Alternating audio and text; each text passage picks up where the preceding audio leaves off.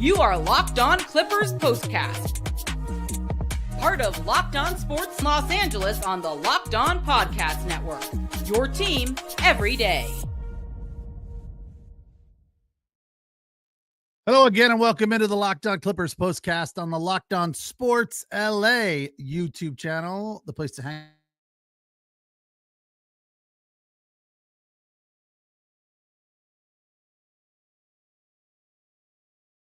out whenever. All right, off to a fantastic flying start, just like the Clippers. Let's start all over again since I got boggled by the internet. Welcome once again to the Locked On Clippers Postcast on the Locked On Sports LA YouTube channel, the place to hang out when every game is done. And thanks for listening on the Locked On Clippers podcast feed. I'm your host, Pete Fox, covering sports in LA all the way back in 2007 for ESPN LA and NBC Sports Radio. Today's Clipper win was not pretty, but they figured out a way to get it done, and rather comfortably, in spite of a terrible night shooting from beyond the arc. They win by 20, roughly. There's about a minute to go, and they're up 22 at the moment. Kind of not surprising because the Jazz are not good, but at the same time, the Jazz played hard in spite of not having a lot of their main players on the floor. It all started with Jordan Clarkson coming right out of the gate and firing threes like crazy. And he hit his first three shots for a quick 9 points. But when the Clippers get 20 from Zoo, Harden, and Powell, they're like now 9-2. So that is a good combination. Harden ultimately got it on track, started off pretty bad, as did most of the Clippers. It was an ugly start to this game. They were down 11-2, and the Jazz were coming off a overtime loss in Phoenix last night. So they're on a back-to-back, and they came out ready to play. And guess what the Clippers did? Loafed around, no defense, no passing, just half-hearted, bad looks. It's what happens to them all the time. And when you play a good team like they played the Pacers a couple of nights ago, that's not going to work. The fact of the matter is they were much better with the ball. It would be hard to be worse than they were against the Pacers, where they had 19 turnovers. Tonight, just 14. Anytime there's a teen involved in the turnovers, not good. Fortunately, though, the Jazz had 19 tonight, and that was a big part of the reason that they're going to lose this game. What really was not good for the Clippers, besides the defense, the shooting. The three-point shooting tonight was atrocious. By the end of the night, they kind of got it in line, and the number looks pretty good, 42%, but 11 of 26. They were getting killed by the Pacers for 3.5 quarters. The Pacers at the end of the night shoot a lower percentage than the Clippers at 39.5, but they hit 17 threes. That's 6 more threes than the Clippers. 18 points beyond the arc better than the Clippers. That is a huge margin. So they got to get that figured out. They got to shoot a little bit better from beyond the arc. But when you look at the attempts, it's kind of interesting. Kawhi didn't even take an attempt. Neither did Derek Jones. He took one. He was 0 for 1. But James Harden was 2 for 8. And Norm Powell was 2 for 6. Learned an interesting thing about Powell tonight that Lauren on the sideline shared, that Norm Powell in the fourth quarter is the most accurate three-point shooter in the NBA right now. I was like, wow, the most clutch three-point shooter in the NBA. They have a line of demarcation, like players that have taken 50 or more threes in the fourth quarter or something like that. But that's huge. Norm not just making threes in meaningless times of the game. He makes them when it matters in the fourth quarter. And usually is very helpful to the Clippers when it comes to needing baskets. Again, tonight, they all got it going in the fourth quarter.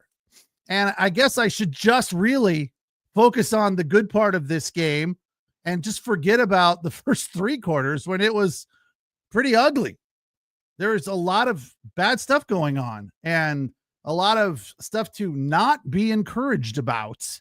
It was very discouraging for the majority of this game, but in the end, they come away with a 20-point win over the Utah Jazz, 130-110. So can we look at it and say, well, hey, they got it going when they needed to. They just were counterpunching all day. I don't know. I just look, well, on the POSTCAST, our job is to come and break down this game. But when you look at what they did 2 nights ago and what they've been doing against good teams is not a good spot for them to be in. When you look at that and say, where are the Clippers right now? I don't feel like they're trending in the right direction. It's just too much bad stuff. The only reason that it wasn't an issue tonight is because the Jazz are not good, and they were on the second night of a back-to-back, a game that went to overtime. Granted, it was only Phoenix, so it wasn't a long journey, but they were missing a lot of their players, and if it wasn't for Jordan Clarkson just being absolutely red hot to start this game, finished 8 of 19, 6 of 12 to be on the arc with 24 points. Filipowski had 13, and off the bench, Keontae George had 21. Good game for him. And the UCLA Bruin, Johnny Juzang, 7 of 11, 4 of 6 from beyond the arc for 19 points. So a really efficient night shooting for them. So these guys came out, kind of geared up, ready to play. Jordan Clarkson didn't play last night, so he had a little bit more energy than some of the other guys. But you put this same effort, you take everything the Clippers did tonight, and you put it against a better team, like Memphis on Wednesday. They lose by 20 instead of winning by 20. So that's where I look at this game and say, what do I take away from this? I take away that they've got a lot of work to do. They've got a lot of things to work on. Brian Seaman mentioned the fact that they have an extra day off is nice because, Sunday, Monday, Tuesday, they 3 days. Yeah. So 2 extra days off. His comment was that's nice for them because they need some practice and they haven't even incorporated the new players yet. Who knows when Ben Simmons is going to start playing on this team? Did you guys hear that? Ben Simmons signed by the Clippers? That's a head-scratching move to me. Bought out by the Nets, and the Clippers signed him. Really? Why? It's the last player the Clippers need is Ben Simmons. They made some good acquisitions. Bogdanovic is going to be helpful off the bench, scoring the basketball when Harden and Powell are on the bench. But Ben Simmons, that's just a problem. It's the last thing they need. I don't get that at all. If you have a different opinion on that, feel free to share because I am confused. Like, why in the hell would you go get Ben Simmons? And what does that mean? Like, who is going to lose time there? Derek Jones, probably. Batum, probably. We saw Patty Mills tonight for the first time for just a couple of minutes. But as far as the other additions, Bogdanovic says, or they said the reason he didn't play tonight was because of conditioning. So he's just not ready yet. But I think that's going to be big for them. Drew Eubanks left with a sprained ankle tonight. So that could be a problem. He's been good so far in the handful of, or what is it now, 2 or 3 games that we've seen him. Played 6 minutes, was 2 of 2 for 4 points. So yeah, I appreciate his effort so far and like what we've seen from him. So that's good. But Ben Simmons, I'm at a loss. I don't get it. It's just like, well, he's available and he's popular. A lot of people know the name. Got to get him if he's available. No, you really don't. I hope it works out. I don't see how it makes the Clippers better. Maybe I'm an idiot. Jonathan, what are your thoughts? You know as much as most people do about the Clippers. Jonathan's comment tonight, I don't think the Clippers should be particularly proud of this win tonight. Totally agree. Ugly win. Last time the Clippers had a win like this, a couple of people jumped in the chat and were like, that's embarrassing. That's disgusting. I'm like, hey, it's a win. I feel like that tonight about this win. Not good. Not something you should be proud of. Kind of ugly for 3.5 quarters. Ben Ben Simmons kills 2 birds with 1 stone. Backup ball handler and can play backup 5.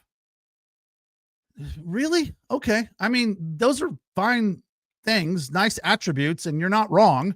But I don't know why they don't need that. Do they need a backup ball handler? Kawhi can handle the ball. Correct me if I'm wrong, but Bogdanovich can handle the ball. I don't know. To me, it seems like you're throwing too many ingredients in the soup, and the soup already doesn't taste good. We're kind of like, well, rather than do it the right way, let's just keep putting salt in it. That's what we need. Just some more salt. That'll make it taste better. By the way, I'm familiar with that emotion when it comes to cooking. If it doesn't taste good, rather than start over, I just keep adding ingredients. That's what the Clippers are doing right now. We just keep adding ingredients to the soup. It's going to be fine. Don't worry. This is another good point, Jonathan. Thank you. Simmons is low risk, high reward signing. Yep, fair point. Okay, we'll leave it at that and just keep our fingers crossed that it's not a disaster off the court in the locker room. And you're right from the standpoint that if he doesn't play, it's not costing them a lot, and that's not going to affect the team, right? He's not a glue guy by any stretch of the imagination. So all that is very interesting. Clippers tonight, they pulled it out. They got it on track in the end, but a lot of things you look at in this game and go, that wasn't good. That was not good. That was unacceptable. That was ugly. That gets a low grade. And we'll talk about those things next. It's the Locked On Clippers postcast on the Locked On Sports LA YouTube channel. Place to hang out when every game is done.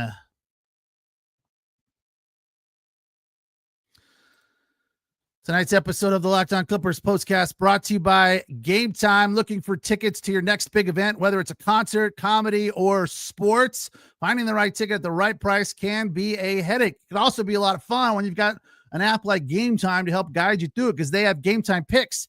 It's never been easier. Let me tell you how it works. The Game Time picks, the app does all the hard work for you. It curates the best deals so you don't have to waste time searching through endless ticket listings. You kind of find out what's nearby, what are the good prices, whether it's this is the best value. A lot of times when you go to an event, you're looking for a good value. You're not looking for the best seats. You're looking for the best priced seats, and that's what Game Time does for you. I've used it many times. It always works great. Very secure. You get your tickets right there, and they're easy to find and easy to use, and you can always find good deals. When people call me from out of town and go, hey, you work in the sports business, can you give me some free tickets? I go, sadly, I cannot, but I can tell you about Game Time. And they always go, wow, that's amazing. So it is a very helpful, very useful app. Game Time also has the views from the seats, which I'm a big fan of. You can see where you're going to sit, because sometimes moving over a section or up a row or two can save you some money, and it doesn't really affect your view all that much. It could even improve it. Take the guesswork out of buying tickets with Game Time. Download the Game Time app, create an account, and use the code LOCKEDONNBA. $20 off your first purchase. Terms apply. Again, create an account and redeem the code LOCKEDONNBA. $20 off. Download Game Time today. Last minute tickets, lowest price guaranteed.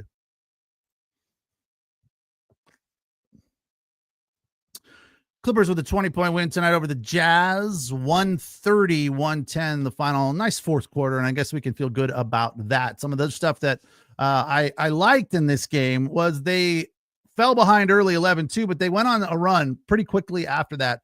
7-0 run. They went on a handful of runs tonight. Another positive thing, James Harden did a nice job when he wasn't scoring early in the game of distributing the ball. He had 17 assists tonight to go with 23 points and 3 very sweet alley-oops just in the first quarter. So he was really working hard distributing the ball.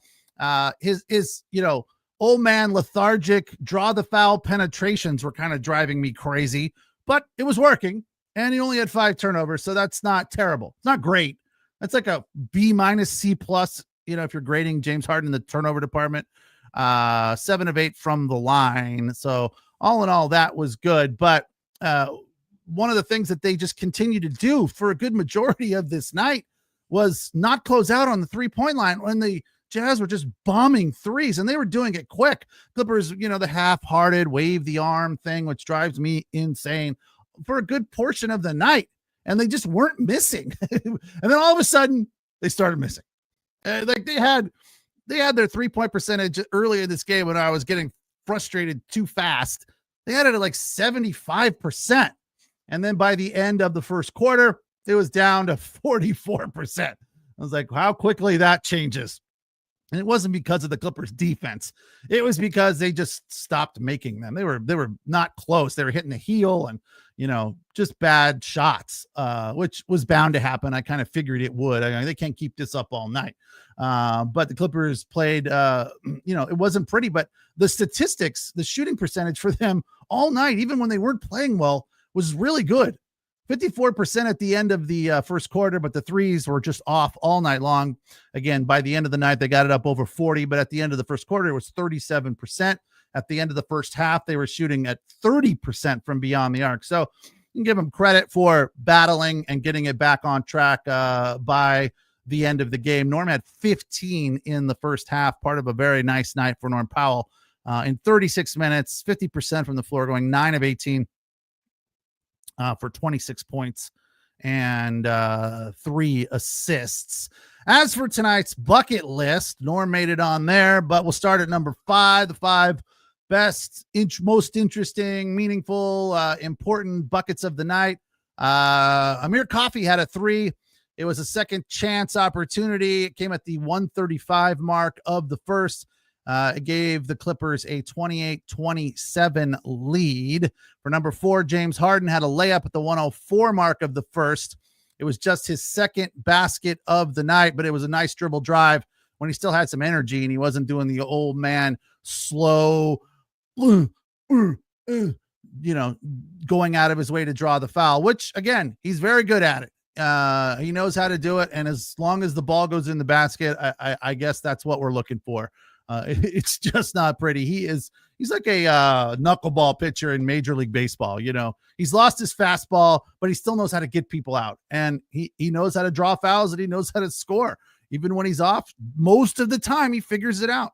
Tonight, 7 of 18 when it was all said and done for 23 points.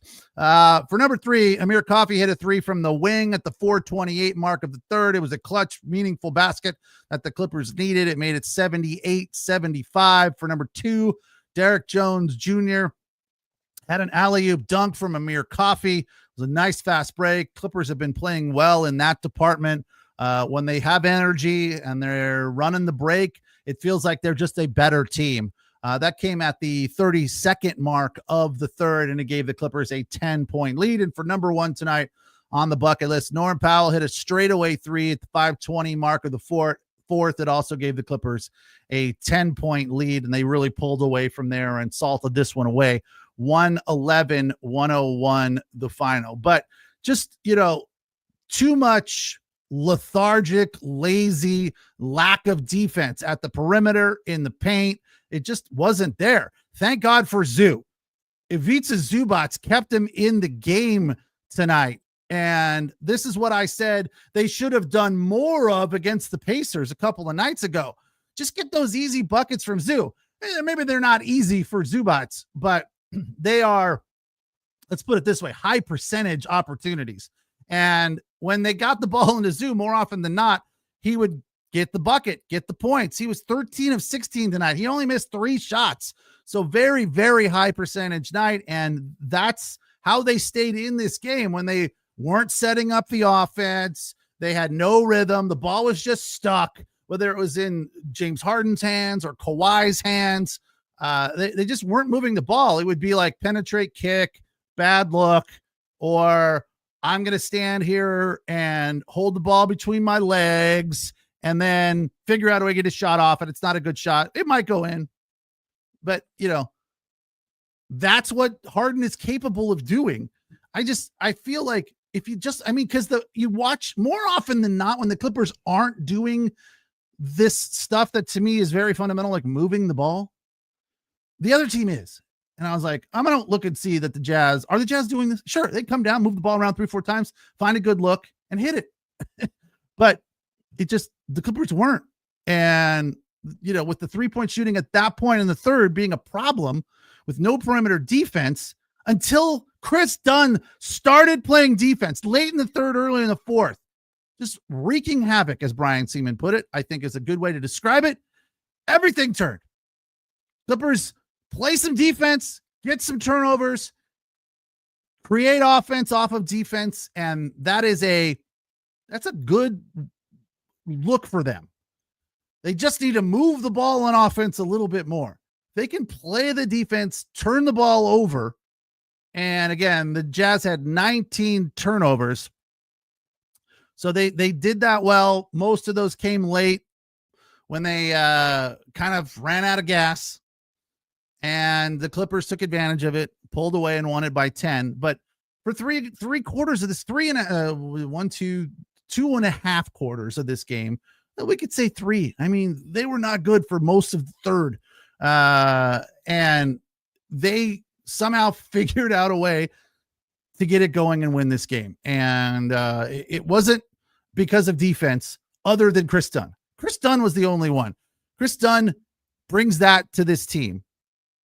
Didn't have a big night shooting. 1 basket. It was a 3.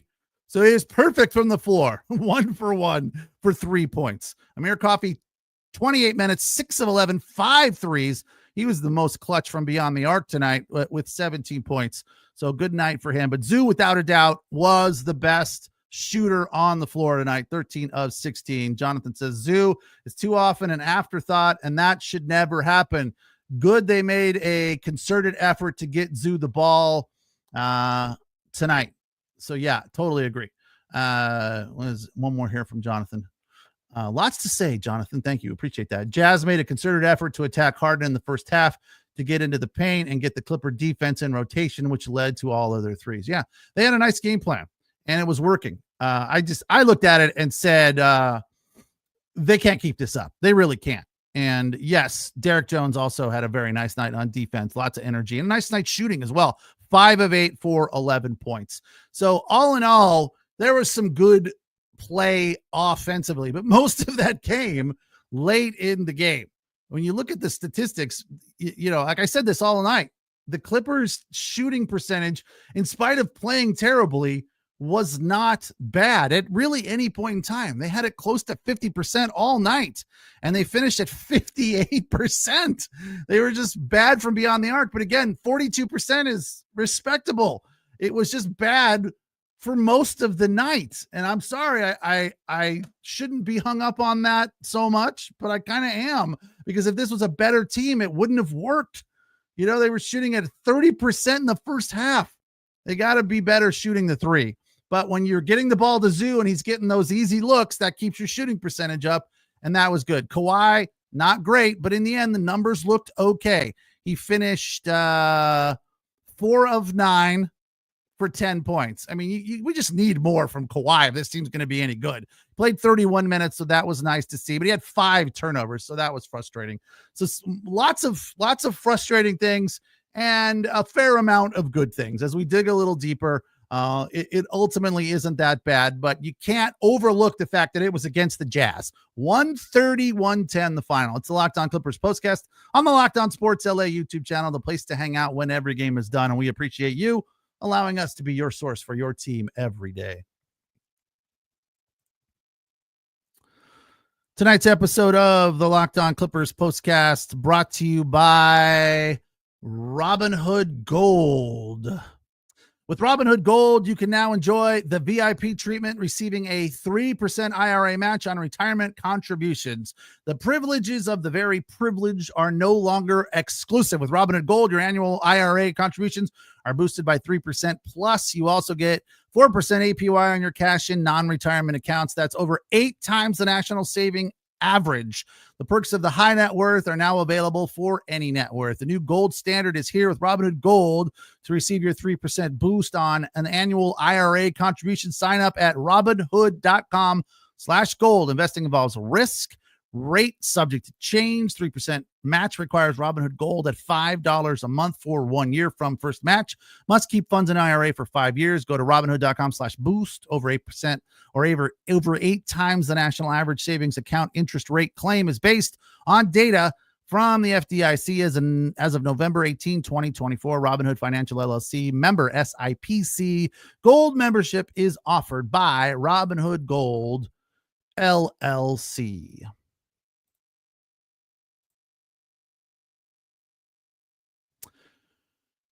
Clippers with a win tonight. One that they should have gotten. It should have been easier than it was. And in the end, it looked like a comfortable 130-110 cruise. But for a good majority of this game, there was just no hustling. There was lazy defense, not closing out at the perimeter. A lot of the same problems we saw couple of nights ago against the Pacers, but they cleaned up the turnovers a little bit. They had only 15 tonight. It wasn't quite as bad as it was. I mean, obviously 19 is terrible. Just ask the Jazz. That's how many they had tonight. And in the end, that was a big part of the reason they lost this game. But I feel like more than anything, they just couldn't keep up that 3-point shooting. They did outshoot the Clippers in that department 17-11. So they outscored them by 18 points in the 3-point department. As for points in the paint, Clippers dominated there because of Zubac, 78-42. Now, of course, he didn't have 78 points, but James Harden was penetrating and getting them to fall. So was Norm Powell. A lot of the non-passing was punctuated by Norm Powell penetrating to the rack, which is fine. Fair amount of alley-oops, as we talked about. Nice passing from James Harden early in the game when he wasn't scoring. So that's James Harden being a smart basketball player, and I really do appreciate that. I think James Harden is much better all around when he's passing the ball. But there are times when they're not scoring and he feels compelled to take over and put that on his shoulders. And I don't know that that's always the best look for the Clippers, but points in the paint tonight, dominant 78-42 over the Jazz. As for second chance points, Utah won that category by a couple, 15-13, and Clippers on the fast break tonight, 19 points versus 16 for the Utah Jazz. All in all, from beyond the arc, the Clippers were 42%, while the Jazz were 39%, which has to be a little disappointing for them for how it was going all night and early in this game to fall apart there and have that number probably is a little frustrating for them.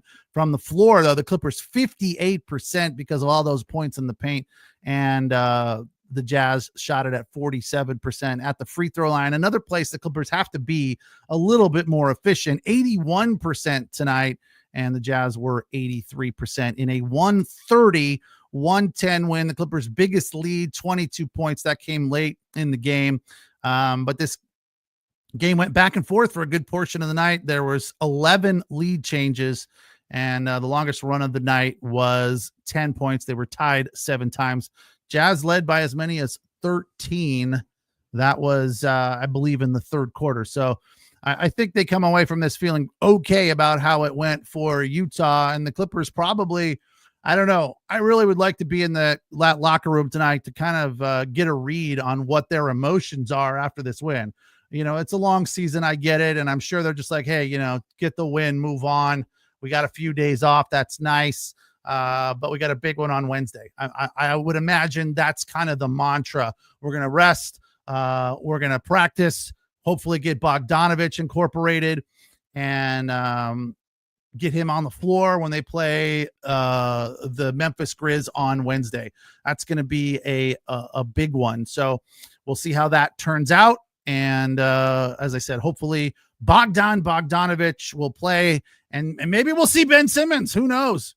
I haven't heard a whole lot about when he's going to be incorporated into this team, but I'll be interested to see how it all works out. And hopefully they can kind of, get on the same page and start becoming, a tighter unit. They can gel a little bit with a handful of new players. It's going to be interesting. And the more work they can get, the better. So that next effort, the next outing is Wednesday. It is at Intuit Dome. It is against the Jazz, and we will be here right afterwards to break it down for you. Thanks for watching. Thanks for listening. Clippers win tonight, 130-120. 110 over the Jazz at Intuit Dome. They improved to 17 at home and 28-23 overall. Or is it 29 now? Yeah, 29-23, while the Jazz fall to 12-39. Again, appreciate you watching. Appreciate you listening. Jonathan, thanks for the comments. It's the Locked On Clippers postcast on the Locked On Sports LA YouTube channel, the place to hang out when every game is done. Have a good night. Talk to you on Wednesday.